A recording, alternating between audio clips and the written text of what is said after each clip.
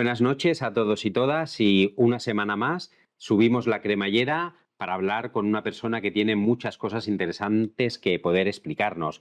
Os agradecemos a toda la gente que estuvo viendo el primer programa de esta segunda temporada de la cremallera. Hoy continuamos con una nueva edición de esta cremallera, de este podcast, y lo hacemos con una persona que, como os digo, tiene cosas muy interesantes que poder explicarnos. Ella es una persona nacida en Uruguay, es médica que estudió medicina justamente en Uruguay, medicina interna y también neurología ya en España en el año 2003, por lo tanto tiene una experiencia de más de 34 años en el ámbito de la medicina. Es evidente que nos tiene que explicar muchas cosas y que podemos hablar con ella cosas muy interesantes. Es especialista en anestesiología, es decir, es anestesista y nos tiene que hablar también de todo lo que tiene que ver con las anestesias en los centros públicos y también reanimación. Y una parte muy interesante también de su currículum, y probablemente es uno de los motivos por los que hoy la hemos invitado a la cremallera, es que es médico cooperante, que colabora también con un proyecto de medicina en el Senegal, en África, y nos tiene que explicar también esta vertiente de solidaridad, de garantía de trabajo por todas las personas en el mundo y de cómo la sanidad se tiene que convertir justamente en un elemento de mejora de la calidad de vida, no solamente en Cataluña, no solamente en España, sino también en todo el mundo. Hoy tenemos con nosotros, y es un honor que nos acompañe en la cremallera, a Laura Cambra. Laura, muy buenas noches y muy bienvenida a la cremallera. Muchas gracias. Buenas noches a todos y gracias por haberme invitado. Gracias a ti por estar aquí. Quería empezar porque nosotros ya tuvimos en la primera temporada de La Cremallera a un médico que en este caso era del ámbito de las residencias de personas mayores, que estuvo trabajando en el Taulí, también en la residencia Albada, que es Sebastián Gallardo, que es también... Lo conozco ¿Lo de cuando hice la conoces? residencia. Pues Sí. eso, es también como tú un referente, ¿no?, en la sanidad en nuestro país. Y yo le decía una pregunta que quiero también hacértela a ti porque me parece que es algo que tenemos que agradecer a las personas que os dedicáis a la medicina. Y es que no es un trabajo cualquiera, es un trabajo que requiere un compromiso, ¿no? Que requiere también, yo diría que incluso un ADN diferente al que tenemos el resto de personas. Y la primera pregunta, que es muy sencilla, pero creo que explica muy bien el tipo de personas que os acabáis dedicando a la medicina, ¿qué es lo que lleva a alguien a implicarse en la medicina, a estudiar medicina y a querer ser médico a lo largo de su vida? Yo creo que desde chiquita siempre dije que iba a ser médico. Ya lo tenías claro Lo desde tenía el claro, no sé. principio. Mi referente era mi pediatra, la doctora Nelly Gula, que no sé, ya debe haber fallecido hace muchos años. Yo siempre dije que quería ser médico. Primero iba a ser pediatra, después que iba a ser neurocirujana, después que iba a ser cirujana plástica, después que iba a ser internista. Iba cambiando de especialidad con el correr de los años. Pero lo único que en algún momento se me ocurrió es la arqueología, que me encanta, Ujú. pero que en Uruguay, si aquí tiene poca salida, me imagino que en Uruguay tenía cero y más en ese momento. Y siempre me gustó la medicina. Y era un poco ver, bueno, a mi pediatra, después ver al médico de cabecera que teníamos, que no existían como médico de cabecera como tal ahora como especialidad, pero había un médico que nos llevaba, después de cierta edad, nos llevaba a todos en la casa. Y el compromiso que tenía, el conocer a la gente, el estar dispuesto a brindar ese servicio, era como verlo como una vocación de servicio. La gente también ve que los médicos tenemos que ser muy vocacionales y muy de Ujú. servicio, y poco menos que tendríamos que trabajar gratis, pero no podemos vivir así. Claro. Pero la primera idea era esa, de hacer algo que me permitiera vivir bien. En Uruguay los médicos viven correctamente. No nos vamos a hacer millonarios a menos que hagamos algo ilegal. Que no sería buena No sería señal. buena señal, pero digo, millonarios no nos vamos a hacer, pero te daba para vivir correctamente.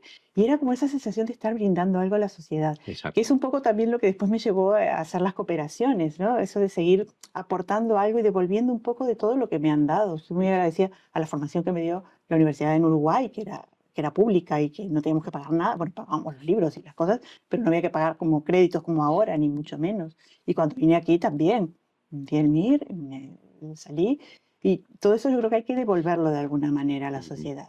No es esclavizarse y dejar que hagan lo que quieran, pero sí devolver estos en servicios y en apoyo a la gente. Yo, Claro. mm, No, o sea, cuando normalmente estamos acostumbrados que los niños pues quieran ser cantantes, mm, futbolistas, alguien que ya desde muy pequeño tiene claro que quiere ser médico justamente por hacer ese retorno social, ¿no? sí. Creo que es algo que también los que no somos médicos tenemos que agradecer y tenemos Mm, que poner en valor. Yo creo que eso es un tema también muy importante a destacar y tú lo decías, ¿no? No hay muchas veces, no tendría que ser incompatible el tema de que la sanidad tiene que ser un sector bien pagado, porque evidentemente cuando hay precariedad también laboral en el ámbito sanitario, eso repercute en la calidad de la educación, de la La sanidad en este calidad de caso, atención. igual que pasa en la educación muchas veces, pero esa parte vocacional yo creo que también es importante, ¿verdad? Sí, yo creo que además es lo que te mantiene en la Claro. carrera, porque a veces van apareciendo baches y van apareciendo situaciones que son incómodas y es la vocación lo que nos mantiene, ¿no? Porque si no, uno ya buscaría. Yo ya he cambiado entre cambiar de país, cambiar de especialidades y cosas. Si tuviera que cambiar de carrera, no sé qué haría, pero yo también lo haría. Claro. Y en este caso, ¿es la vocación lo que hace que se superen? Porque entiendo que también es una profesión que genera mucho estrés emocional y psicológico, ¿no? Claro. Porque al final estás tratando con personas y con personas que están ahí luchando por la vida. Son situaciones muy extremas muchas veces. Eh, Aquí en anestesia teníamos situaciones extremas, pero yo en Uruguay haciendo medicina interna, una guardia de urgencias de un Claro. hospital, veía de todo. Y veíamos pacientes muy graves, situaciones sociales muy, muy extremas. Y todo eso te remueve. Y además el horario. Aquí, dentro de todo, te permite trabajar en uno o dos lugares y te da para vivir bien. En Uruguay yo llegué a trabajar en tres o cuatro lugares a la vez, corriendo de una guardia a la otra, cansados, con horarios de 44 horas semanales en un lado, más 40 en otra. En mi casa me llegaron a dejar una fotito así, No te veían el porque no pelo. me veían. Claro. Era un poco en broma, dejaba un calendario para qué día iba a estar en casa, qué día no. Y bueno, eso requiere mucho esfuerzo y sobreponerse. Se habla mucho del burnout en los médicos y yo conozco gente que lo ha sufrido realmente. Uno se puede sentir, yo no lo he sentido como burnout. A veces es, uff, no puedo más, estoy agotada. Pero bueno, yo elegí esto, ¿no? Nadie me obliga a hacerlo, ¿no? Claro, pero ese desgaste emocional, ¿no? Pero eso, Que si no tienes un buen apoyo familiar o de amigos o personal, te puede llegar a costar mucho. Los médicos tienen los índices más altos de suicidios de los profesionales, mm, los anestesiólogos tienen la mayor tasa de farmacodependencia de los médicos. Son cosas a tener en cuenta, ¿eh? ¿Y por qué motivo es eso? O sea que, Supongo que es buscar un escape, si no tienes otra forma de compensarlo, por eso con amigos, familia, deporte o un ujú, hobby que te guste, buscas un escape. claro. Yo lo veo por Y ahí. en concreto los especialistas de anestesistas, ¿qué Bueno, les hace que anestesia tengan? tiene un acceso muy fácil a muchos fármacos. Mm, Yo creo que viene por ahí. La facilidad del acceso lleva a que puedas consumir o ujú, propofol, o fentanilo, o diazepam. Otras especialidades no tienen acceso a esos medicamentos. claro. Pero bueno, incluso el colegio médico tiene una sección para apoyo a los médicos que pasan esta situación, Ujú. porque es más frecuente de lo que uno piensa. Y eso es porque dentro de los médicos hay mucha automedicación. Sí, sí, sí. Bueno, ya tengo esto, voy a tomar a ver. Pero no, pero el uso de esos fármacos creo que viene acompañado de un trasfondo distinto. Son Claro. pacientes con mayor inestabilidad emocional Ujú. o que están sobrepasados, están deprimidos o han tenido alguna situación que ha desencadenado que vayan por ese lado. No, no Claro, toda la mayoría no nos damos nada, ¿eh? claro. Eso también me lleva muchas veces a una reflexión que es de qué manera la sociedad cuidamos a los que nos están cuidando, ¿no? Vosotros sois los que nos cuidáis, Mm. los que protegéis nuestra sanidad, los que estáis pendientes de que la sociedad esté sana y tanto físicamente como también mental y psicológicamente, ¿no? Que en los últimos años esa ha sido una deriva de la sociedad también preocupante, Sí, pero ¿quién os cuida a vosotros? esa es la cuestión. No sé, nos cuidamos entre nosotros. Y el problema es que ahora, claro, estamos en una sociedad que es muy reivindicativa y ha habido un aumento de querellas contra médicos, de quejas, algunas justificadas y otras por desconocimiento del paciente de que lo que hicieron estaba bien, aunque el resultado no haya sido el deseado. Ujú, Yo creo que en ese aspecto se están agrediendo a los médicos en las urgencias por las demoras. La demora no es culpa del médico. claro. Entonces íbamos en urgencias y los sacábamos pobres pacientes que a veces nos daba vergüenza que le habíamos dedicado menos tiempo del que hubiéramos querido. Y en las consultas lo mismo. Ujú, Cuando hacíamos preparatorios era uno cada 10 minutos. Y depende, si viene de un paciente joven por una hernia o algo, en 10 minutos estás. Pero el paciente de la cirugía cardíaca, que tenías que explicarle todos los riesgos, todo lo que le ibas a hacer, todo el posoperatorio, en 10 minutos no te daba. Entonces, claro, entre que te colaban pacientes, porque venía gente que había que verlo en el día, y terminabas de una lista de 25, 28 pacientes en 35, 40, en las mismas 4 o 5 horas, yo entiendo que la gente se moleste por eso y una demora en urgencia de un paciente que tiene una patología que puede ser importante, el triaje funciona, pero a veces a alguien se le escapa, el triaje lo hace enfermería y a veces no es la más experimentada. El fin de semana viene la chiquita que empezó ahora, recién recibida, buenísima, pero que le Mm, cuesta y que está entrando a preguntar. claro. Y entonces, en ese sentido, ¿crees que eso pasa porque hay falta de personal médico, porque hay falta de recursos o porque tenemos una mala organización del sistema? Un poco de las dos cosas. Yo creo que el personal lo han ajustado al máximo. Ujú, A los médicos no se les cubren las vacaciones, porque no hay médicos para cubrirlos además. No hay alguien que se dedique, yo me voy a dedicar solo a cubrir vacaciones. En verano se puede cubrir alguna plaza con alguno de los que ha terminado, que está preparando el MIR que todavía no terminó, pero después se pone a preparar el MIR y ya no se dedican a otra cosa. claro. Entonces yo creo que falta un poco de personal y enfermería lo mismo. Igual, ¿no? Enfermería Ujú. también es uno de los No, ámbitos con claro, más yo creo que presión. son los que llevan la mayor presión asistencial, porque nosotros vamos, vemos al paciente y decimos, pero le mandamos a la enfermera que haga todas las cosas, la Claro. analítica, la medicación, Mm. ¿no? Llevar al paciente, cambiarlo de posición, creo que en enfermería. Y en quirófano lo vemos también. Bueno, Y, lo que te decía, anestesia, ahora hay servicios que ponen enfermeras de anestesia en lugar de médico anestesiólogo en el quirófano, un poco por falta de personal, un poco también porque en el ámbito privado quieren ganar más, claro. pero también a veces hay que tirar de enfermería de anestesia porque no tienes anestesiólogos. Ujú. Y determinados procedimientos sí se pueden hacer con relativa seguridad, otros no se puede hacer de ninguna manera.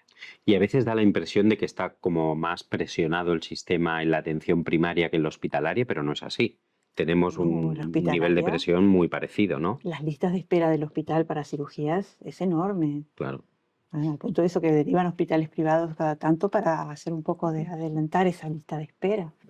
Y claro, una hernia no es una emergencia, pero si es un paciente que está trabajando y le molesta en su trabajo, para ese paciente es una urgencia. Claro. Y la lista de espera quizá le da 3, 4 meses. Ujú. Y donde no le vaya bien el día que le dieron, pasa al final de la lista otra vez. Entonces la presión viene por varios factores. Y todos tienen un poco de razón. El hospital no puede dar más de sí. Los pacientes quieren porque en realidad están pagando por eso. Cuando dicen yo pago por eso, tienen razón. Claro. Están haciendo su aporte.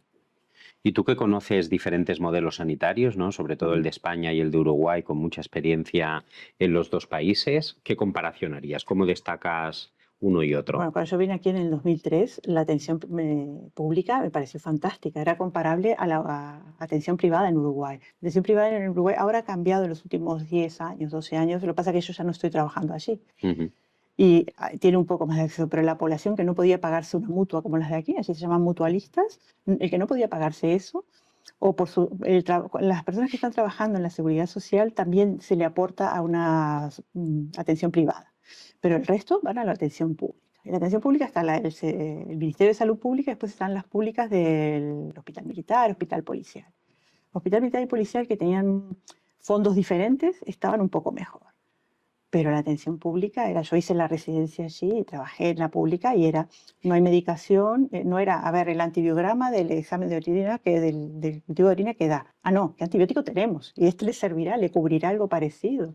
Eso que se recetaba en función de la De la disponibilidad que había disponibilidad que de... hubiera, las listas eran enormes, las urgencias estaban siempre sobresaturadas, Mm. las habitaciones eran salas generales, estas que, bueno, estoy hablando también de los años 80, 90, ¿no? Salas generales con 16, 18 camas. La limpieza no era la mejor, el personal faltaba un día sí, un día no. Todos trabajaban en otro lado, entonces un día a la semana seguro que no ibas a la pública porque tenías que trabajar en la privada. Y a veces si trabajabas en más lados tenías que hacer malabares. Por cuestión de salario. De salario, claro, el sueldo que pagaban. Justo hablábamos con mi hijo que bueno, el sueldo mínimo que están pagando ahora, que está empezando con lo del trabajo y eso, y yo decía, pero claro, yo como residente cobraba el equivalente a 300 euros y en el hospital militar haciendo 6 guardias al mes de 24 horas no llegaba a 500, al equivalente a 500 euros de ese momento. Digo, o sea que lo que te van a pagar a ti es más o menos lo que ganaba yo con 2 trabajos Ujú. y con una carrera y Con haciendo un la trabajo de especialidad. responsabilidad importante, ¿no? Que Sí, es ser sí. médico. Entonces era un poco así. Ahora ha mejorado, la parte privada está mejor, pero el multiempleo es lo habitual allí. Aquí quizás en 2 lados trabajarás, pero son muy pocos los que trabajan en 3 o 4 lados. Entonces, hacíamos malabares para correr de un lado a otro. Terminabas comprando un cochecito, aunque fuera viejo, para poder moverte de un trabajo a otro. Y aquí cúbreme un rato que salgo de la otra a las 8 y no llego hasta las 8:30.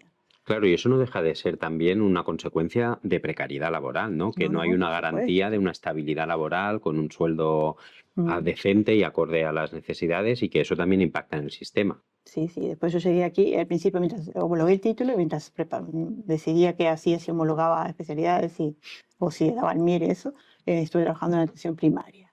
Y aquello era fantástico, era de lunes a viernes, tenía mis 7 horas, hacía 3 guardias al mes de 12 horas y ganaba lo suficiente para poder trabajar solo ahí. Mi hijo era pequeñito, así que me vino genial. Claro.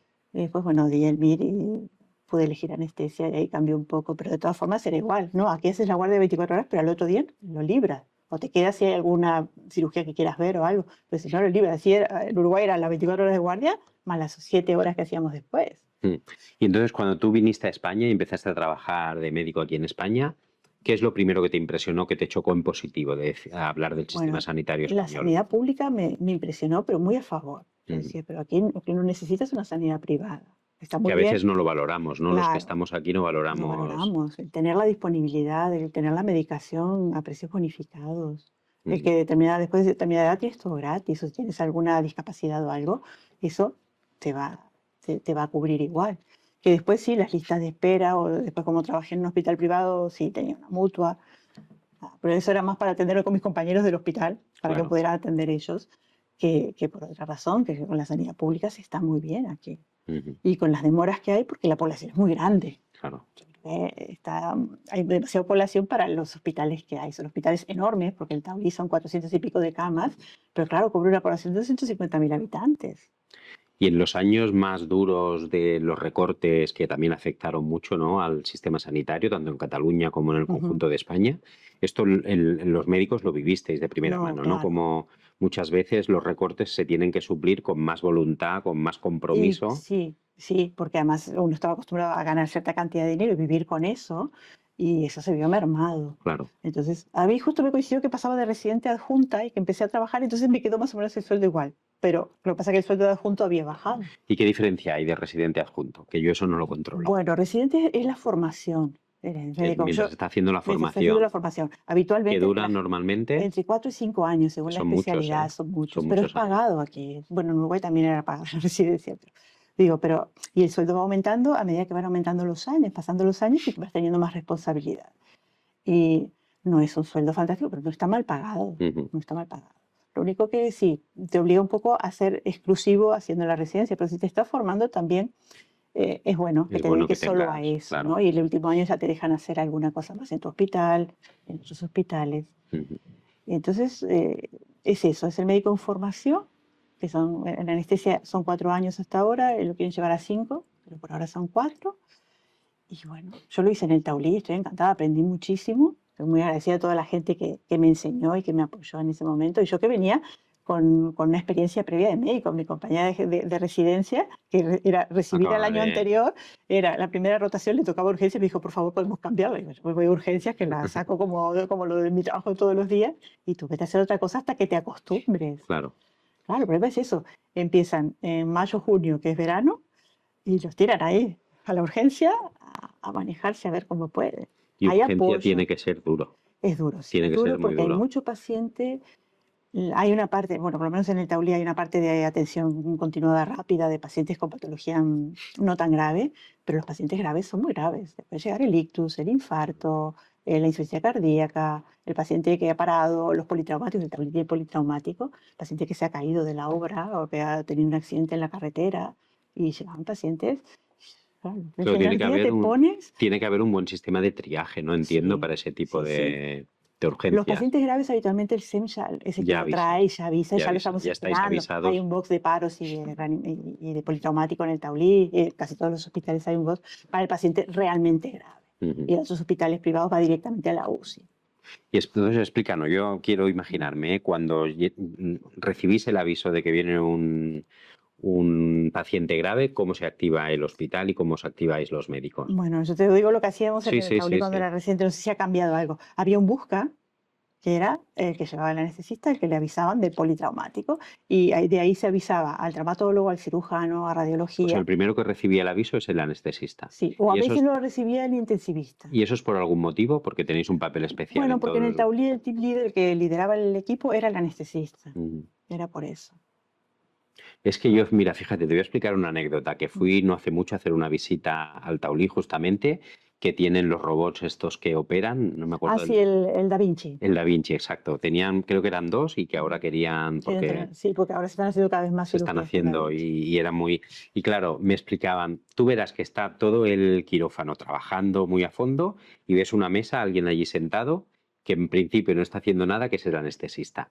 Cuando esa persona se levanta de la mesa y se pone a hacer algo, es que la cosa no va bien. Claro, sí, el paciente va con Porque a monitores, los veces tenemos todos. desde la sociedad no sabemos muy bien, más allá de que te anestesien, qué papel tiene en todo el proceso operatorio un El anestesista. anestesista es el que cuida al paciente mientras el cirujano opera. Claro. Nos encargamos de la parte respiratoria, de la parte hemodinámica, que esté calentito en lo posible, porque claro, con los campos quirúrgicos, los sueros fríos, por más pongan sueros calientes o tibios, el paciente se enfría. Y puede afectar Y a eso la afecta la operación. coagulación, Claro. el riesgo de infecciones. Ujú. Y es un poco cierto, si yo estoy tranquila, si el paciente va bien, yo Estás veo ahí el leyendo el monitor, periódico, es que... periódico no, pero a veces tenemos sí la tablet o estamos que- haciendo con el ordenador alguna Es que cosa. todo está en orden. Es que todo está en orden. Además, como vas desarrollando como un sexto sentido, estás haciendo otra cosa y estás escuchándolo, el monitor, la respiración, bueno, la saturación, el pulso, ¿no? Las alarmas. Hay algunos que son muy confiados y bajan las alarmas. Yo las dejo porque nunca está de más que el cirujano también se entere que hay algo que no está bien, ¿no?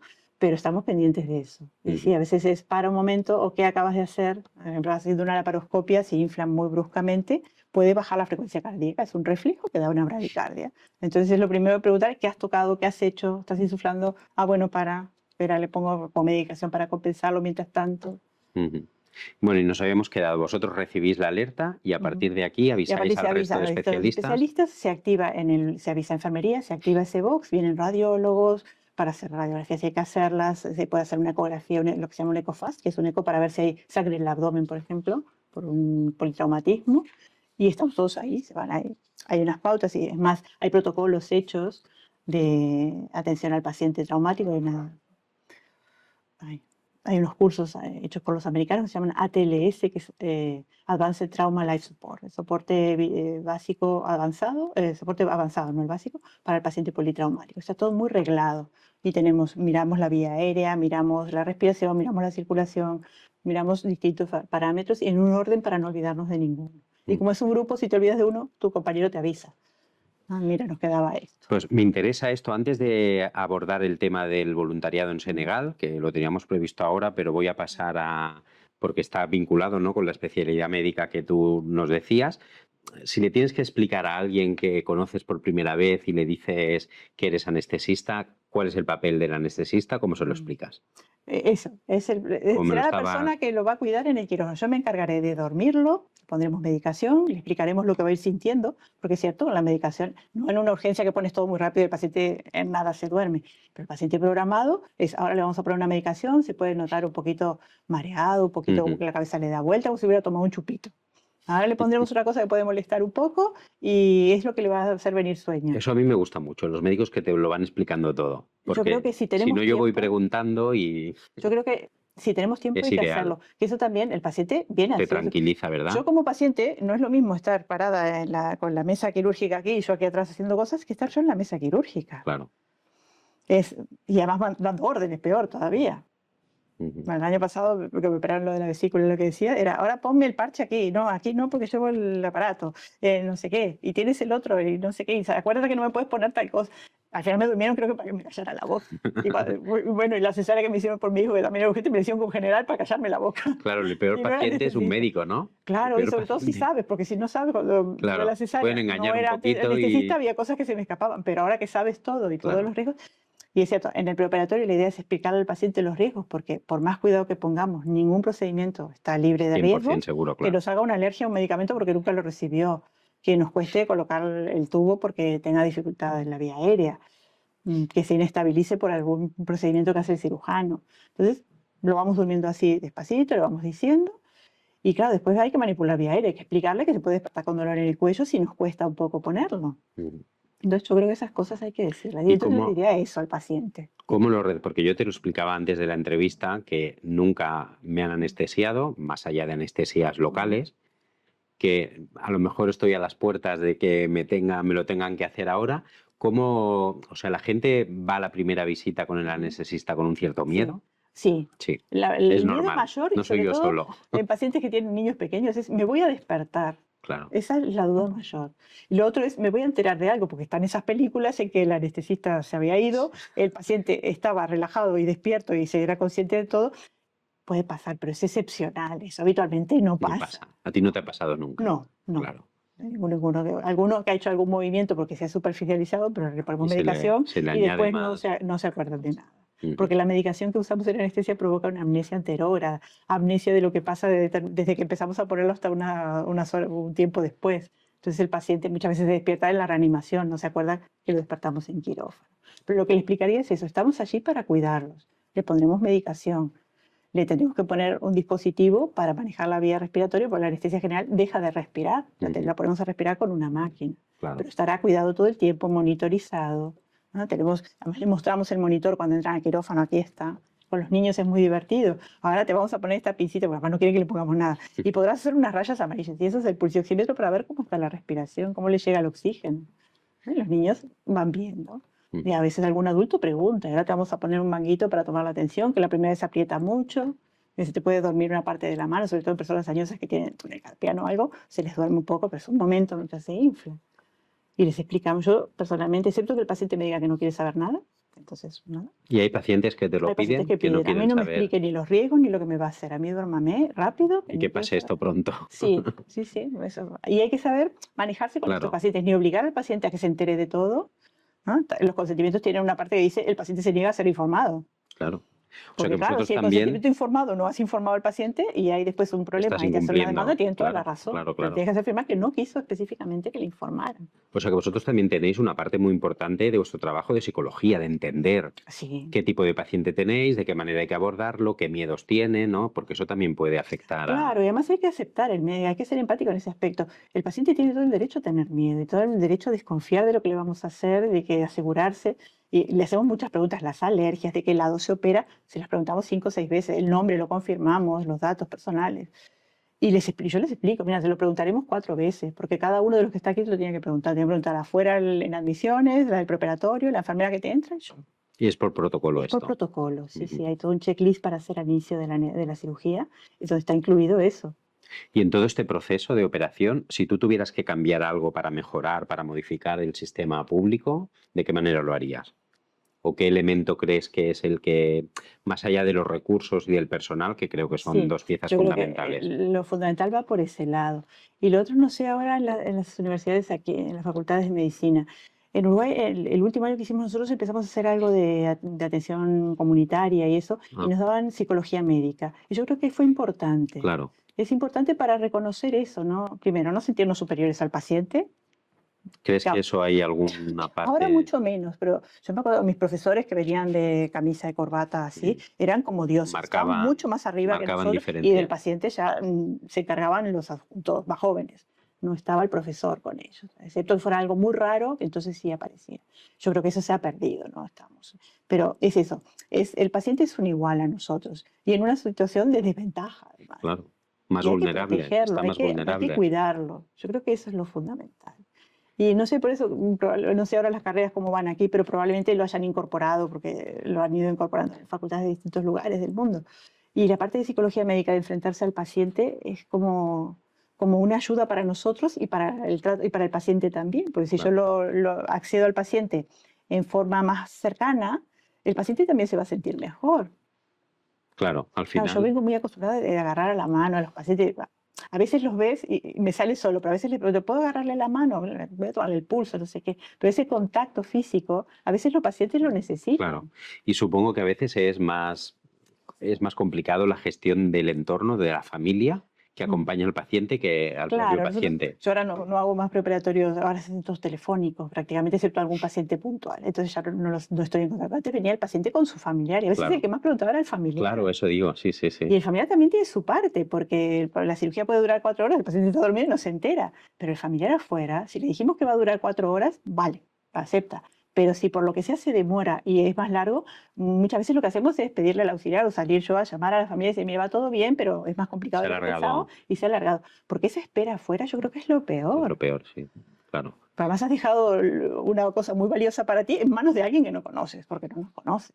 Claro, Y pero muchas veces nos conocen el día de la cirugía, porque no somos nosotros los que hacemos el preoperatorio. A veces coincide que sí, que lo he hablado por teléfono por lo menos, pero si no, fue otra persona que habló con ellos que le explicó más o menos lo mismo, que como está escrito, difícilmente cambiemos un plan que ha hecho un colega, pero pero te puede conocen ahí en cambiar. el momento y después le pones medicación que encima hace que se olvide y ya no se acuerda ni de tu nombre.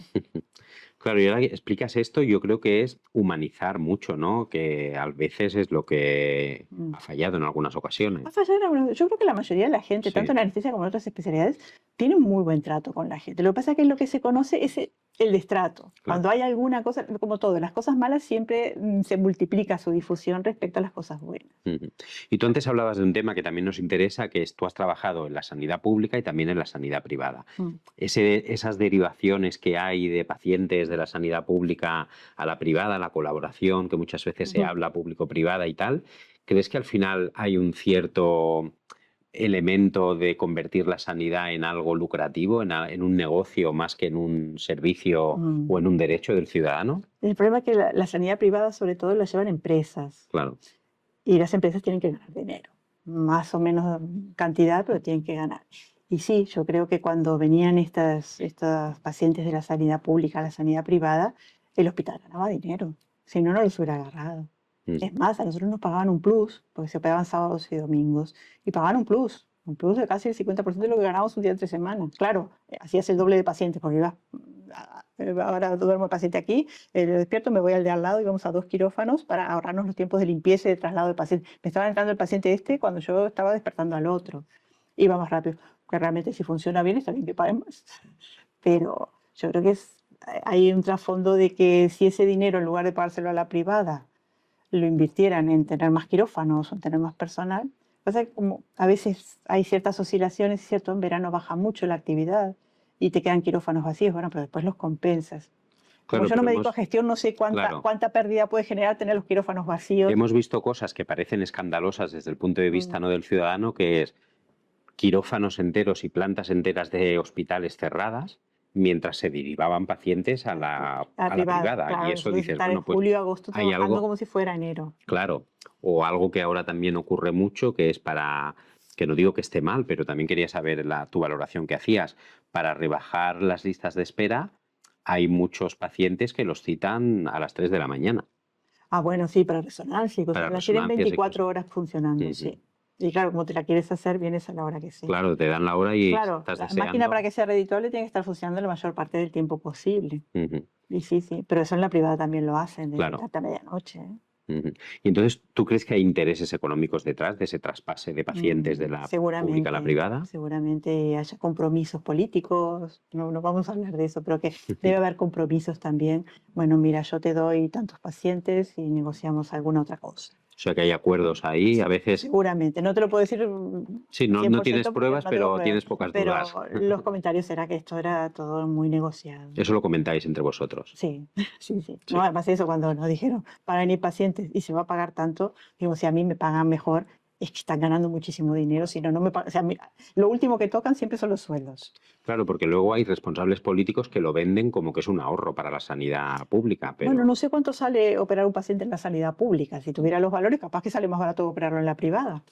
ujú. Pero la Pero no lo sé. inversión que se hace es lo que tú decías, ¿no? A veces, La privada es todo ganancia, tiene sus quirófanos que en verano están vacíos, porque es cierto, los pacientes de privada, a menos que sea una urgencia, se operan menos porque toman vacaciones, y tienes julio y agosto los quirófanos más vacíos. ujú, Y si no los tienes vacíos, pones a funcionar un quirófano sábados o domingos, que habitualmente no funciona más que con urgencias.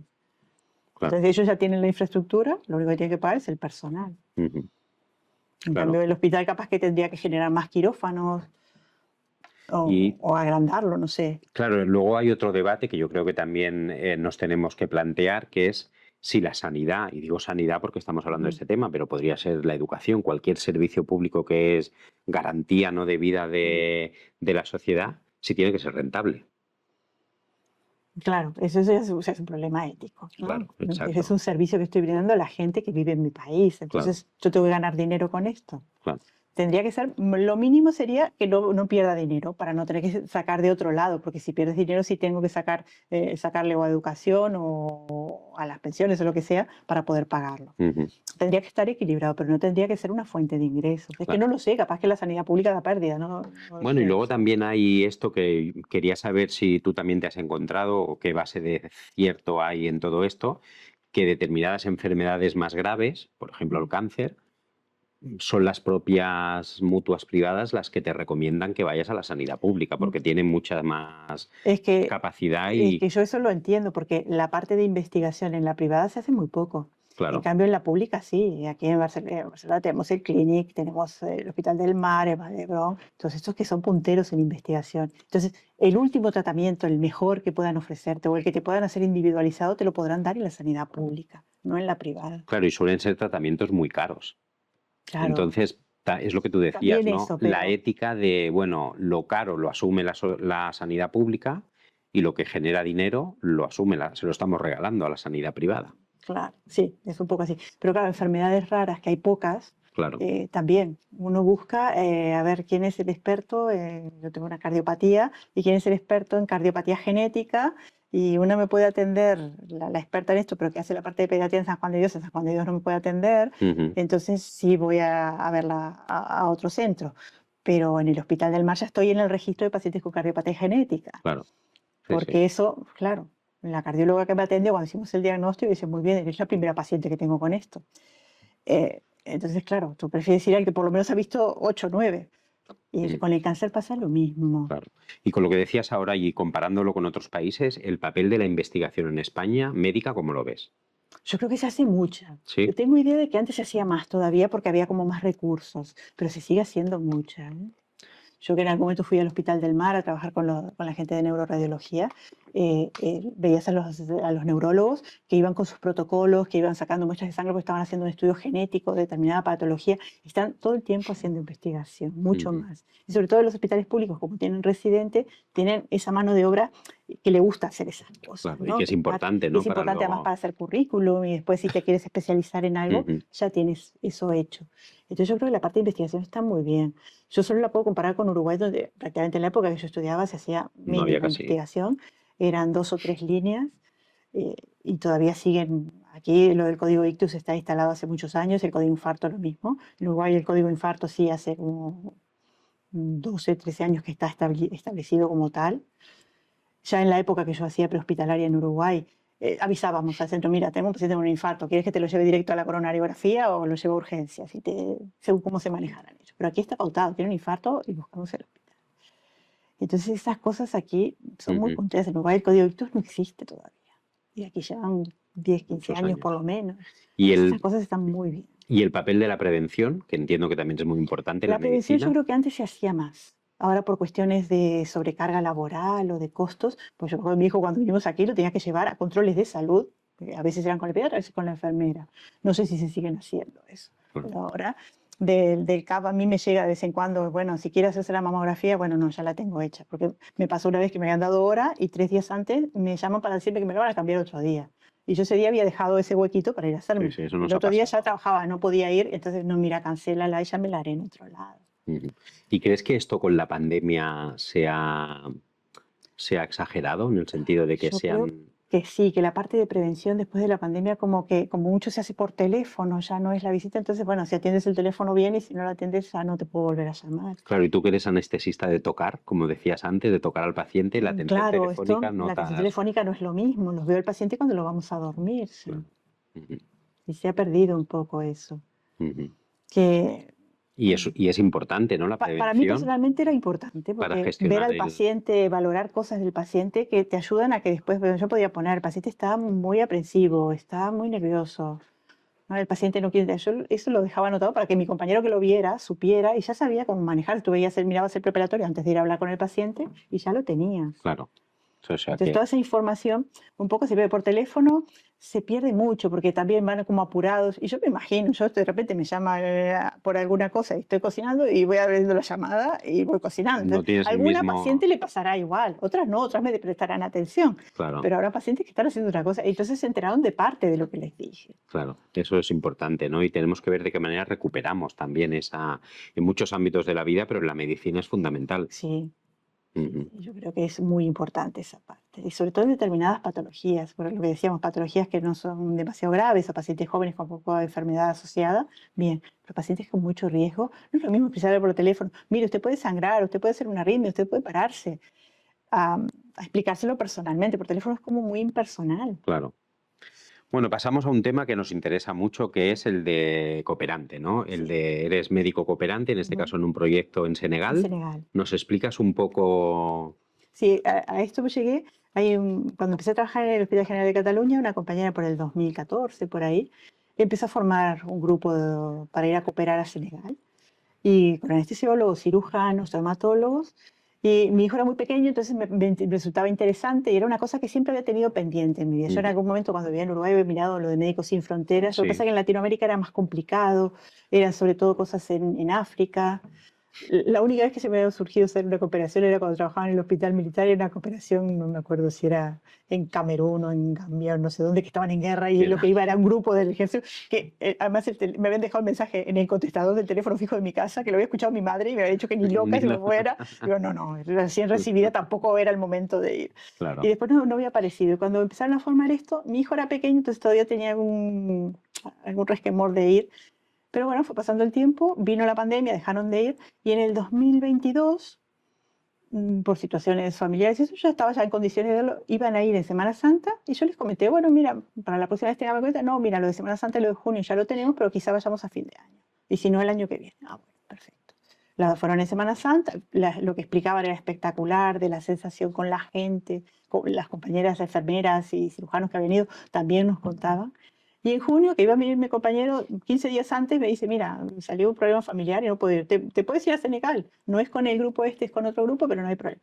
Digo, bueno, mira, déjame ver que tenga todos los papeles Que en regla. organice. Dice, ¿tienes pasaporte uruguayo o español? Digo, no, ya tengo pasaporte español. Que era más fácil porque con el pasaporte uruguayo él tenía el pasaporte venezolano y le ponían un poco de pegas. A mí, con el español nada. Pero me tenía que dar todas las vacunas que tenía que dar, el tiempo suficiente. Bueno, el servicio de enfermedades tropicales del Clinic, fantástico, pues llamé, me dieron cita para el día siguiente. Me preguntaron cuándo se va, le digo, en 15 días. Venga mañana a las 6 de la tarde. ¿Y tenéis alguna preferencia los que sois médicos cooperantes en este tema o no? En No, la vía no, normal no. Me de habían dicho vacuna. Hospital del Mar, había pedido preguntar en el tablí, pero en el tablí tenía más demora. Entonces el Clinic me dio, y la segunda vez que fui también fue al Clinic a vacunar. Ujú. Y facilitar el colegio médico facilita muchísimo todo lo que son los papeles que nos piden de colegiación, una extensión del seguro para que nos cubra si hubiera cualquier problema, nos hacen un seguro para viajar nosotros. No, no, el colegio médico en ese aspecto tiene una parte de cooperante que además Ujú. funciona muy bien. Y entonces me decidí así de golpe que me iba a Senegal.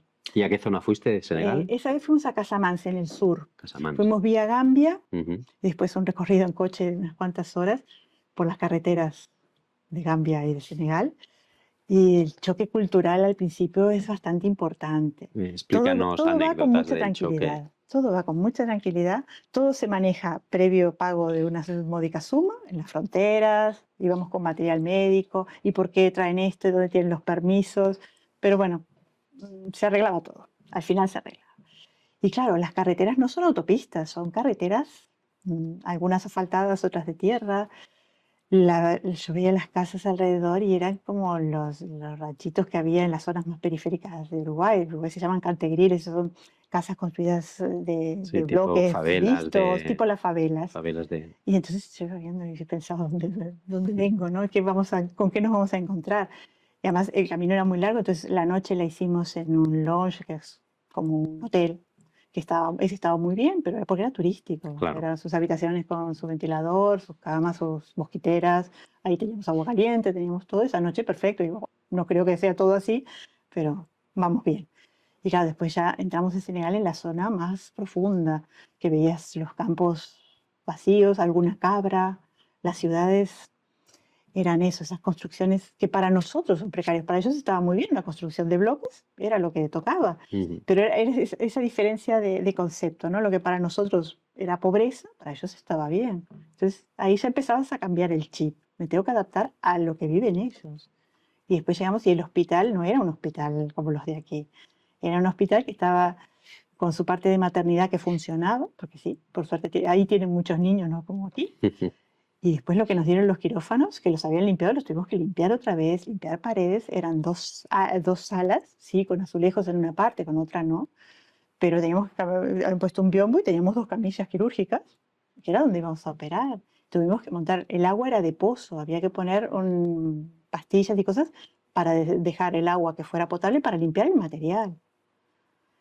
Entonces tú decías, claro, es hacer un cambio de chip de la forma de hacer medicina. Pasamos del monitor con 14 cosas que tengo todo Claro. aquí, a le pongo el pulsómetro, teníamos algunos electrodos, entonces a los mayores le poníamos el electro y le poníamos el aparato de tensión, porque nos habíamos llevado un monitor de aquí. Ujú.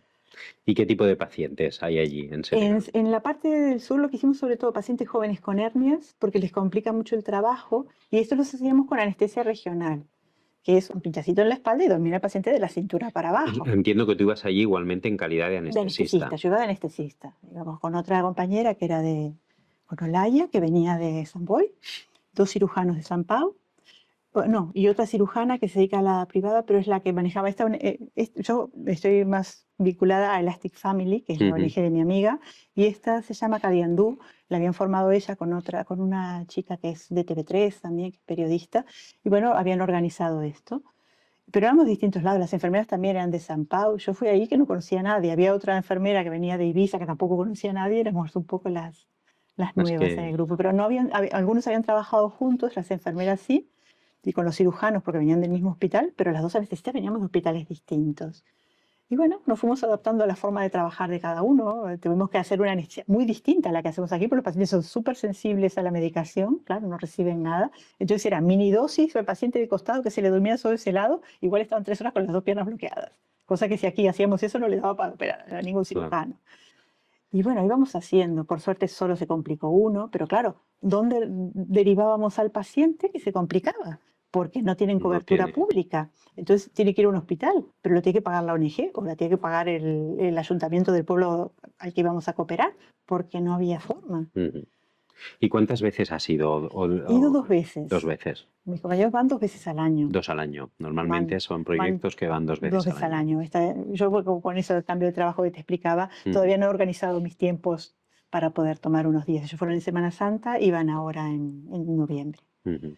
Pero Y sí, decías, el tipo de paciente la primera vez era gente gente joven. joven, sin patologías. Nos tocó alguna persona mayor que era familiar de alguno del ayuntamiento, o conocido de la cirujana o de algún familiar de los que estaban colaborando con Ujú. nosotros. Pero claro, ya los pacientes de más edad tienen más riesgo de tener patologías. Claro. Un paciente con una hepatopatía no se podía hacer. ¿Y cómo funciona o no funciona el sistema sanitario en El Senegal? sistema sanitario, yo lo único que vi que funcionara fuera la parte de partos, que hay una comadrona que va haciendo los controles por lo que nos explicaban ellos, de las pacientes que vienen. La mayoría de las pacientes vienen a su parto. La peridural ni existe, todavía algo se bromaba, le podemos poner peridural a alguna para que para haciéndolo. Dijeron no, porque no vamos a hacer diferencias, ¿no? O sea que es parto natural para todas. Si hay complicaciones, hay una ambulancia que es una camionetita antigua, de toda medio destartalada, que además yo me la imaginaba por las carreteras esta que está asfaltada, pero nada más, yendo lo más rápido que pudieran. Claro. Y Y ahí entonces, entiendo que has vivido de todo.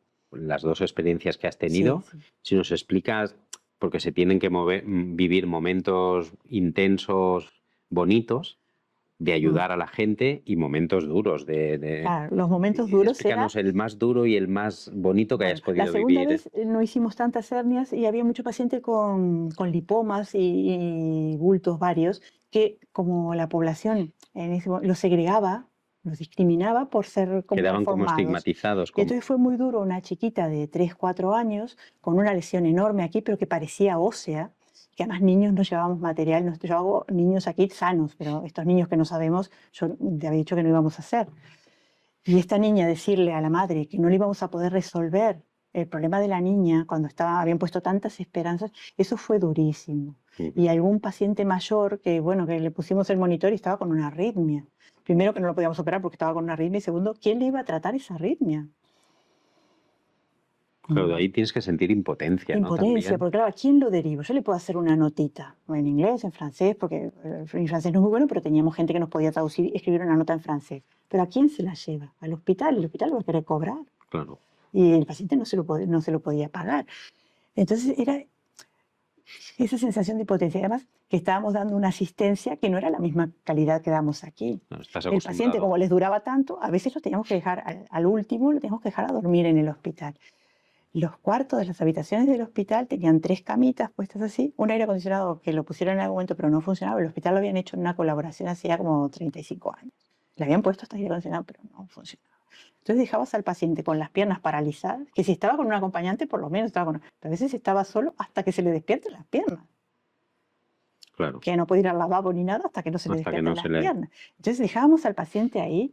Y hay una foto de los cirujanos pasando al paciente en camilla de lo que era el área quirúrgica, el quirófano, a lo que eran las habitaciones, que además eran distintas salas con un patio enorme en el medio, con pastos así creciendo y cosas. Y sacaron una foto muy bonita, pero claro que es muy dura. Los cirujanos llevando al paciente en camilla a la habitación por el medio de ese campo.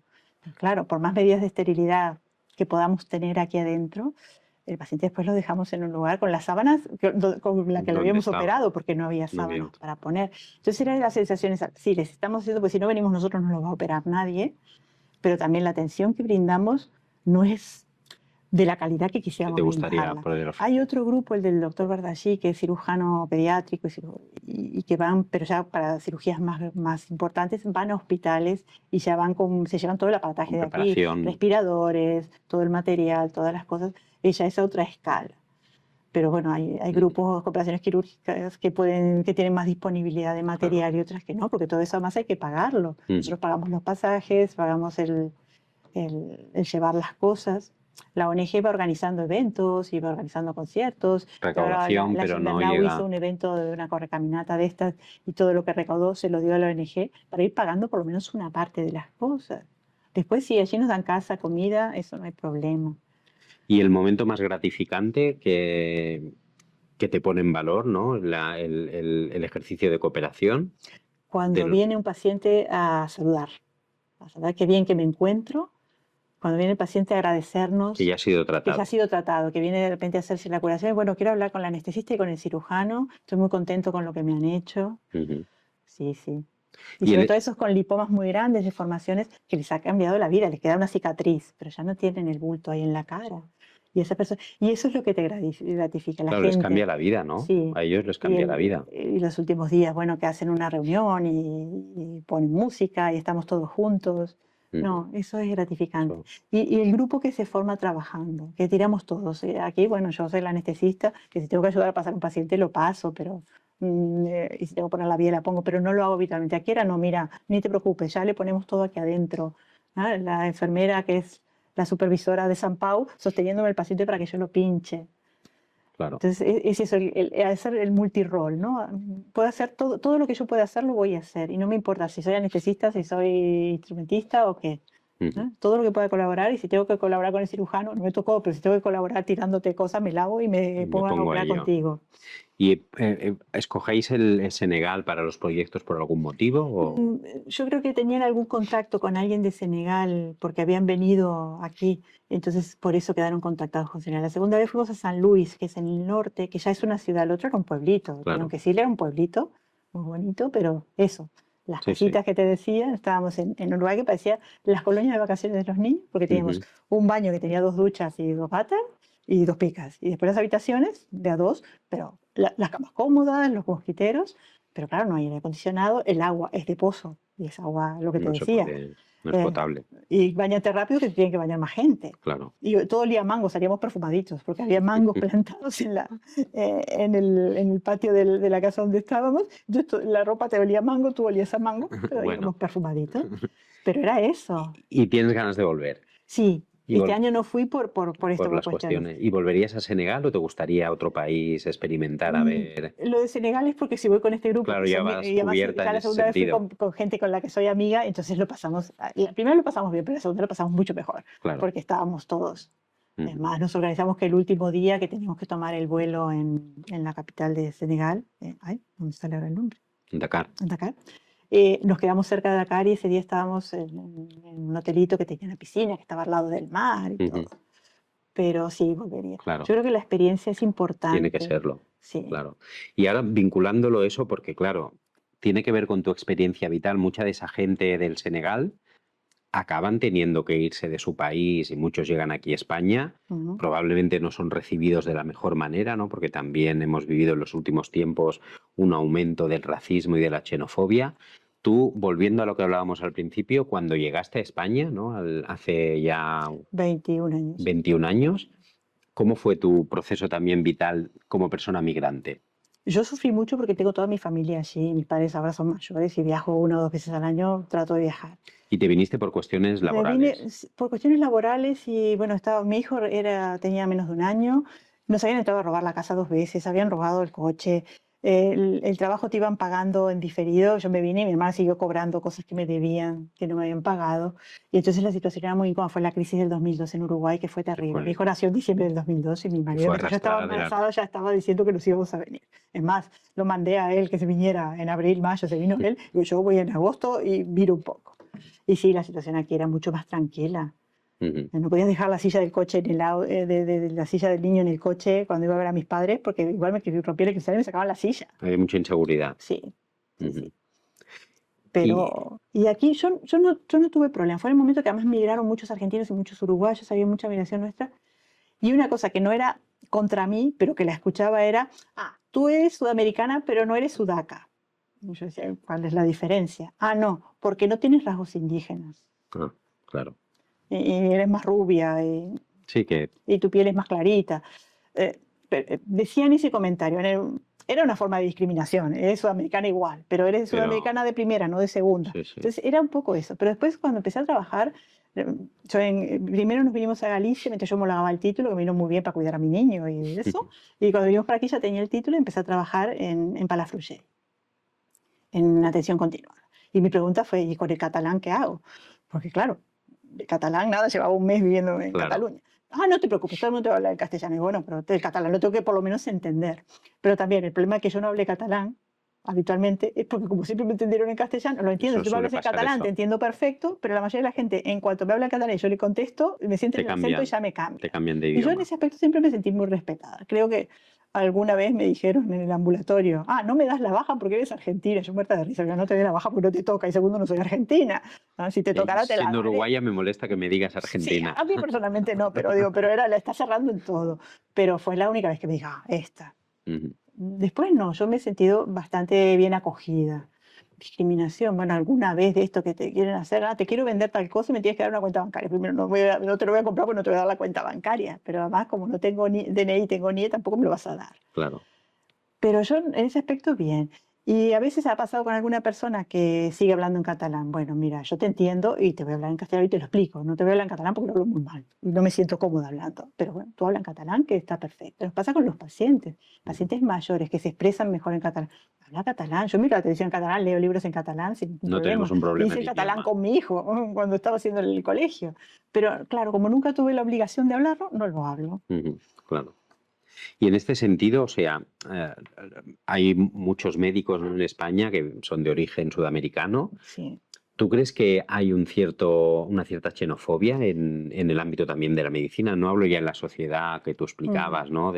Sino en el ámbito estricto de la En la medicina. medicina, en parte sí. ¿En qué Yo, sentido? lo que te decía, yo como hice la residencia de anestesia aquí, ya mi anestesia está bien. Como la hice aquí, aunque sea mala, la hice aquí. Los que vienen de fuera, que pueden ser muy buenos, vaya a saber cómo trabaja, vaya a saber qué usa, será confiable. Que no se lo preguntan al paciente, vienen al anestesiólogo, vienen y me lo comentan a mí. Pues mira, tiene un título de anestesiólogo. Hay que ser muy malo para que te hayan dado el título y no sepas No hacerlo. sepas, Hay claro. gente que viene con experiencia. Y sin embargo, después de que los ven trabajar, como que los aceptan mejor. Y hay gente que después le reconocen. Yo creo que el mejor anestesiólogo que conozco es venezolano. Ujú. que homologó el título, que le llevó como 8 años homologarlo porque le ponían trabas por todos lados. Cuesta mucho la homologación de Ahora menos, títulos. ahora o les hacen dar una prueba o les hacen cursar 6 meses, una cosa así, y les dan después el aprobado, pero les puede llevar un par de años, Y ¿eh? depende del país también, Yo creo que donde... sí, porque depende del programa que tengan. Ujú, Por ejemplo, los programas tienen que ser muy similares y los que son de menos duración, de 4 años, para anestesias es más complicado. Por claro. ejemplo, medicina interna en Uruguay, cuando yo fui residente eran 3 años, y aquí son 5. Era inhomologable eso. Ujú. Y una pregunta también, en los últimos años que hemos visto cómo políticamente y electoralmente está subiendo la ultraderecha y sube con un discurso racista, xenófobo, incluso de odio a las personas migrantes, de Sí. estigmatización, de asociación de la inmigración a la delincuencia, ¿tú has notado ese cambio como persona que tú eres española, porque tienes también Sí. nacionalidad española? O sea que a Ujú. veces ese estigma es por el acento, como tú decías, o Claro. por... Yo, el acento que tengo yo es un acento, parece que los argentinos y uruguayos somos como más aceptables Claro, que el sois resto. Supongo que porque más hubo tanta migración europeos. para aquel lado, y además, claro, mi apellido Cambra, mi apellido Perrones, son apellidos europeos, Ujú. pero sí se nota, se nota. Se ha notado en los últimos años Se un nota, aumento de sí, eso. sí, sí. ¿En qué sentido lo has Y lo notado ves en los tú? pacientes, bueno, claro, esta que se va a enterar porque es latinoamericano de los pacientes ¿Sí? mismo. Si tiene algún cirujano, ¿para qué le voy a explicar que se va a enterar? Como que tuvieran menor nivel intelectual. Pueden tener menor nivel cultural, dependiendo, porque hay gente que es súper culta. No tiene Pero nada que ver. enterarse tienen que enterar y tienen las mismas dudas y los mismos miedos. Y miedos agregados, porque encima probablemente estén aquí con poca familia o sin familia, están solos. ¿Y eso cómo reaccionas tú en una situación de ese tipo, que hoy es Les un digo comentario de eso. ese Yo sí me tipo? dice, digo, pero ¿y qué estás hablando? Que probablemente tenga mejor nivel cultural que tú. Bueno, Tú has hablado con ella, sabes de qué va, has hablado con el paciente, le has preguntado, le has comentado lo que le puede pasar. ¿Para qué se lo voy a comentar? Coméntaselo, que tiene todo el derecho de saberlo. ujú. Y a mí me molesta eso, cuando hablan de los sudacas. Tú eres en Uruguay tú serías el gallego, aunque seas catalán. Vale, es lo mismo. Claro, al ¿No? final, ¿no? Es como para demostrar que no es una cosa de ellos, que todo el mundo hay migración. Y como me vine aquí, me podía haber ido. Yo en algún momento tuve un novio que tenía un tío en Estados Unidos y estuve buscando para hacer mi carrera en Estados Unidos. Después dejamos y ya se acabó la carrera. Pero me podía haber ido a Estados Unidos y tendría el mismo problema ahora. Que al final es la vida la que te lleva a un Sí, sitio yo a nunca otro. pensé que me iba a venir a vivir a España y que me iba a venir. Es más, embarazada de mi hijo, estuvimos de paseo por Cataluña y yo he dicho, qué lindo vivir aquí, Barcelona, no sé qué. Sí, lo Pero que en ese haces momento todavía no se nos ocurría, como porque fue unos turista, meses ¿no? después que pasó todo lo de los robos. Pero no era, también había dicho qué bonito Atenas, me voy a vivir a Atenas, ¿no? Sí, Sí, sí, eso que vas a una ciudad que te gusta, te sientes cómodo. claro. Y cuando venía de turismo, no había ningún problema tampoco. Es más, qué bien Uruguay, ¿dónde es? Claro, aquí sí que hemos vivido un fenómeno que supongo que tú como médico también lo ves, que es que en esos años que yo te hablaba de grandes recortes, hubo muchos médicos, enfermeras, enfermeros españoles que se Que se tuvieron que fueron. ir a Reino Unido o Sí, cualquier otro país justamente en ese mismo proceso de búsqueda de mejores de mejores condiciones de vida. condiciones, claro, porque hubo un momento que además no se contrataba. Entonces, si no Claro. tenías un trabajo, te recibías y no tenías trabajo por un par de años. Y hay que buscar salidas, uno tiene que vivir de lo que ha estudiado. Claro, y nos cuesta empatizar con gente que también Mm, está viviendo esa experiencia. Claro, y además, claro, también después veían que venían extranjeros. Entonces, claro, yo no tengo trabajo, pero viene el extranjero. Pero tú no tienes trabajo porque no aceptas el puesto, porque no te gusta lo que te pagan, porque entre un extranjero y tú seguro que te eligen a ti. Ujú. Pero estaba un poco eso. Y esa xenofobia que está así incrustada en el sistema y que tú dices también que hemos visto en los últimos tiempos que va creciendo, ¿cómo la combatimos? También desde... Yo creo que desde empatizar que el que está aquí, habrá quien vino porque quería conocer mundo, pero hay quien vino porque su país estaba muy mal. Y yo creo que todos los que vienen de África, yo viendo las condiciones en que viven, porque tenían sus casitas, algunos, pero había algunos que no tenían esas casitas, y había gente sin trabajo. Y claro, si no tienes trabajo y aquí tienes alguna opción de trabajar, la mayoría de la gente no creo que venga para delinquir. Yo creo que eso es el mínimo. Lo que pasa es que lo que decíamos es lo que se nota. Ujú. ¿No? Y debe haber 20 delincuentes marroquíes por cada 80 delincuentes españoles, pero los que se destacan son los marroquíes, ¿no? O las bandas latinas. ¿No? La mayoría de los chicos latinos que yo conozco son muy buena gente. Claro. Mi hijo tiene Sí, amigos sí. de todos, tiene catalanes, tiene latinos, tiene ucranianos, tiene de cualquier lado. Y para mí son iguales todos. Pero ellos mismos dicen, claro, yo me subo al tren y ya tengo espacio, yo no paso calor. Eso se nota, se Eso se siente nota, y se eso. nota, yo voy en el tren a Barcelona y según quien esté, siempre queda algún asiento libre. Yo me siento, no tengo ningún problema. A mí me molestaría más pobre el que viene de trabajar con mucho olor a sudoración, que no tiene más remedio, viene de trabajar. Personalmente me molesta más eso que la etnia de la persona. Yo no hago diferencias. También el hecho de ser migrante hace que los acepte más. Claro. Es complicado, ¿no? Ese tema, porque es que tenemos que enfrentarnos cada día y tenemos que combatirlo también porque es un discurso que se va instalando. Porque Pero además hay vemos una cosa, el discurso va muy regional, muy sectorializado. en Porque función contra del los origen. ucranianos no ha habido problema. Claro. Contra los rusos que han venido, han comprado todo y que muchos son con cosas no muy legales, contra esto no hay ninguna. O sea, ningún que tú crees racismo, que es ¿no? más una cuestión de clase, Yo creo clasista, que sí, racista. yo creo que sí. Lo que yo veo, ¿no? Porque si el que venía de otro lado, ¿no? Bueno, en Palafrugell en verano venían todos los ingleses, holandeses y no sé qué, y se operaban de la prótesis y de las cosas. Y ahí no había problema. Claro. Ahí nadie se quejó. Como tenían una casa ahí, entonces les tocaba y de esto no me quejo. Claro, no, si al final los jugadores del Barça también son migrantes y no Y hay nada, estamos todos racismo felices y contra ellos, contentos estamos con eso, encantados ¿no? de que Lo que jueguen tienen aquí. racismo son los del equipo contrario, pero los de tu Exacto. equipo estamos encantados. Pero es en todos lados, porque en Mm. Francia pasa lo mismo. Su equipo de fútbol son casi todos descendientes de africanos, Toda la selección pero francesa. después vas a cualquier lugar de Francia.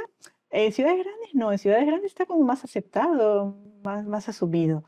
Pero vas a un pueblo pequeño y si vas con alguien de color, si te sienten hablar en castellano, ya puede ser un problema.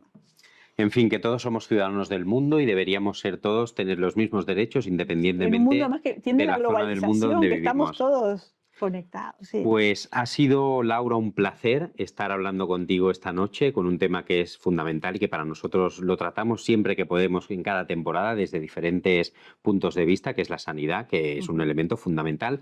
Pero no acabamos aquí el programa porque ahora viene una persona. Yo sé que todo el mundo está esperando a que pase la entrevista para poder ver la sección de Juanma y lo tendremos con nosotros justo ahora. Muy bien. Bueno, muchas gracias. Gracias a ti.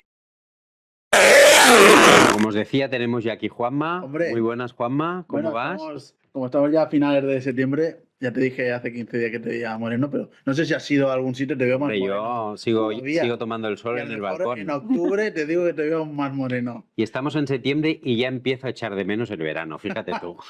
Bueno, hemos estado hablando con Laura Sí. durante este Encantada. rato y ahora la dejo en tus manos. Bueno, sí. Vamos a ir un poco de esto. Antes de empezar hoy la sección, mira, justo tú eres muy cinéfila o seriéfila o ves... Sí, Sí. ¿Has visto, bueno, no sé si has visto serie de médicos o por ser sí. médico? Cuando salió R en el 90 y poco, Claro. era... ¿Y has visto una que se estrenó, creo que fue el año pasado, la de Respira, que sale la Narra sí. Henry?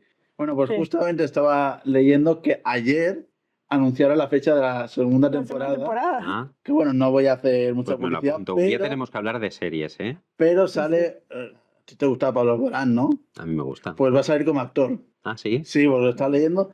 Y claro, estabais hablando pues un poco de la sanidad y bueno, la serie, al final, esa serie refleja muy... No, y además tuvieron una Sí, dana sí. y todo. Ah, es verdad. Sí, o Y sea, esas series inundaciones. reflejan de Fue verdad lo que pasó. el Bueno, tema médico. algunas ¿o? cosas sí, la parte técnica a veces no tanto, pero Vale, luego lo Yo de es que veía política, también Anatomía de Grey, que era más un culebrón. era un culebrón. Bueno, Pero en sí. Anatomía de Grey la parte técnica estaba muy bien Estaba muy bien llevada, ¿eh? llamada. Sí. Y Excepto Tienen que alguna vez tener, pusieron tienen que una- tener asesores, ¿verdad? Del ámbito Tendrían que tener, de... para hacerlo Claro. bien, tienen que tener y asesores. Doctor House, según tu También, opinión, yo hacía también. diagnóstico antes que House. algunos eran muy fáciles. O sea, tú veías House y decías, Sí. yo ya sé lo que voy a No, lo que voy a en casa no querían que la vieran porque yo iba haciendo comentarios de los, Claro, los le, síntomas, que le le tira cha- esto. le chafabas el final. bueno. Chafaba al final, sí, sí. Pues esto- Bueno, y bueno. el día que haces un diagnóstico tipo House te sientes como House, Claro. realmente. Que alguna vez le he pegado algún diagnóstico de estos rarísimos, sí. Bueno, que House también con la automedicación, Bueno, era lo un que poco, decía Laura pero eso era antes. porque tenía Sí, dolor sí, sí. crónico y en Sí, Estados Unidos le daban exacto. oxicodona a todos los dolores, sean crónicos o no, y generaban mucho dependiente. Bueno, pues vamos a ir a la sección que, mira, A ver, le he puesto nombre y todo. Anda, Se llama Sin filtros y con cremallera. muy bien. muy bien. Inspirándome en una película de Fernando Esteso que se decía en Grandes referentes los tuyos. en Braga, así a lo loco, pues sin filtros y con cremallera. Vale, para conocerte un poco, yo te voy a decir conceptos y tú me tienes que decir lo primero que se te pase por la cabeza. No vale pensar. Si piensas, mal. Nada, no Entonces, empieza. así Miro para arriba. conocemos un poco más al invitado y nos reímos. Así que, ¿estás preparada? Preparada. Vale, pues, ¿cuál es mi cámara? Esa. La que tú quieras. Bueno, pues hoy en la cremallera con Laura Cambra, sin filtros y con cremallera. Vamos a ver cómo lo hace. Empezamos. Tic-tac, tic-tac. Qué nervios. Empezamos. Hospital. Hospital Maciel, que fue donde hice la residencia de medicina interna en Uruguay y que era fantástico. Un hospital en la ciudad vieja, al lado del Sí. puerto, que teníamos acuchillados, atropellados, lo que fuera, y que en la azotea, cuando arreglaron la urgencia, pusieron un parrillero. Ah, sí. Y hacíamos Anda. asados. Qué guay. Pero Uruguay. muy buen recuerdo. Mi casa. Senegal. Una experiencia brutal. Las guardias médicas. Al principio, cuando uno es joven, eran fantásticos, me encantaba ir de guardia, teníamos grupo, hacía cosas y me daban buen dinero. En las últimas ya se me hicieron muy duras. Sanidad pública. La española es la mejor sanidad pública que he visto. Casa. Uruguay, Montevideo, la casa de mis padres. Voluntariado. Una experiencia que he hecho y que me ha encantado. Bueno, he puesto frontera, pero ya sabes, me refiero a frontera, inmigración, todo eso. Es duro ser migrante, porque sobre todo cuando tienes toda tu familia afuera. Es muy lejos, son 14, 16 horas de vuelo el día que vuelo. Uf. Y el billete, lo que vale el billete. Bueno, de eso avión aparte, también. pero el problema es la distancia. Si pasa algo grave, lo que demora en llegar. Claro. No ves el momento de que No. llegue. Farmacéuticas. Cuando yo vine aquí estaba asombrado porque me pagaban congresos, me pagaban libros, me pagaban que fuera un fin de semana a escuchar una charla de 2 horas en un hotel 5 estrellas. Ahora ya nada. Pero bueno, son formas de trabajar. Pero pagaban a condición de que luego Yo recetaras. nunca receté porque me Nunca, pagaran. nunca no. tuviste eso, ni Pero- crees que eso esté instalado en el sistema. Alguien se debe llevar el dinero, pero yo no. Yo no me lo llevaba. yo Yo, creo- cuando era estudiante, cuando era residente, nos pagaban los congresos y las cosas. Ujú. Yo creo que es más sutil, es más de, bueno, es para tener que los médicos tengan como buena opinión de ellos y digan, bueno, pues.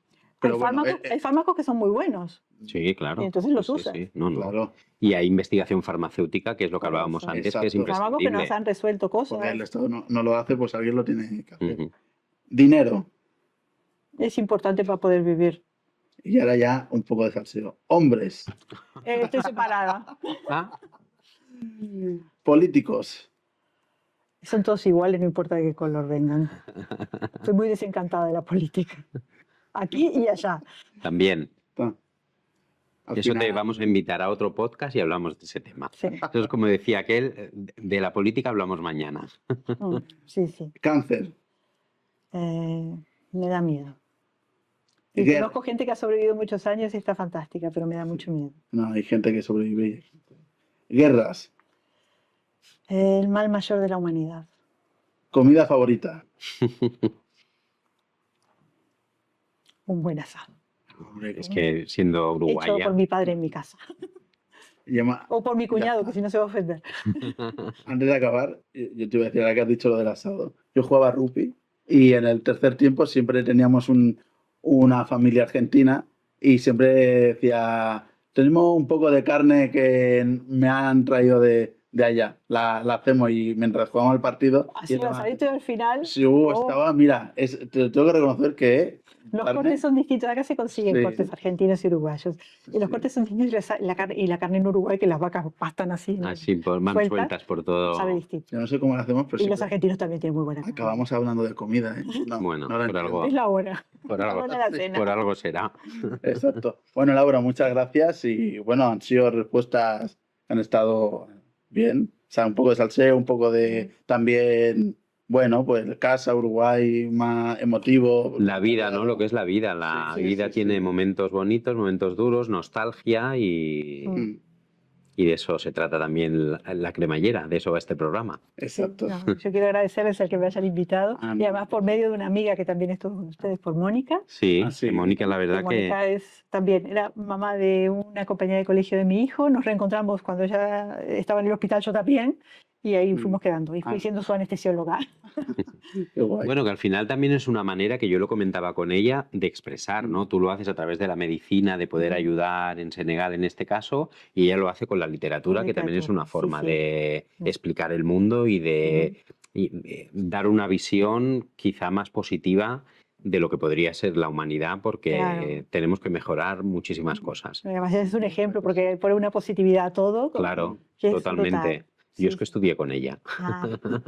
Bueno, Laura, pues muchísimas gracias. Gracias por venir a la cremallera. Gracias. Muchas gracias, Juanma. Hombre. A ti te vemos de aquí a 15 días Sí, en dentro de otro, 2 semanas. en otro capítulo de la cremallera que también Otra será interesante. Sí, sí. Y a vosotros os vemos de aquí a 15 días. Espero que hayáis disfrutado, igual que nosotros, hoy con la presencia de Laura, hablándonos de un tema que es fundamental para todos los componentes de la cremallera, que muchas veces no hablamos, pero detrás de las cámaras están también compañeros como Sergi, que nos ayuda, que es el alma para que funcione el podcast de la cremallera, con lo cual le damos siempre las gracias y nos vemos de aquí a 15 días hablando de otro tema que estoy convencido que también os interesa.